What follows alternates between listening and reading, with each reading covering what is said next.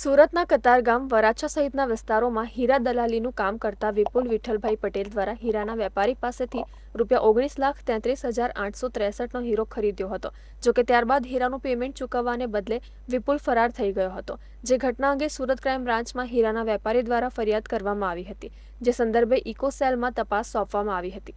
ઇકોસેલની ટીમે ઓલપાડથી આરોપી વિપુલ પટેલની ધરપકડ કરી હતી અને પોલીસે આરોપીની અન્ય કોઈ ગુન્હામાં સંડોવણી છે કે કેમ તે અંગે પણ તપાસનો ધમધમાટ શરૂ કર્યો છે. વિપુલ પોતે પણ હીરાના વેપારમાં જ પોતે સંકળાયેલા છે અને ફરિયાદી પાસેથી તેમણે 19 લાખથી વધારે રકમનો માલ મેળવી અને એ માલના પૈસા જે હતા એ ચૂકવ્યા વગર પોતે ફરાર થઈ ગયેલા. અન્ય આરોપીઓની અગાઉ ધરપકડ થઈ ચૂકેલી છે અને હાલના આરોપીની આ અનુસંધાને હ્યુમન સોર્સથી અમને જે માહિતી મળી એ અનુસંધાને તેઓની ધરપકડ કરવામાં આવી છે.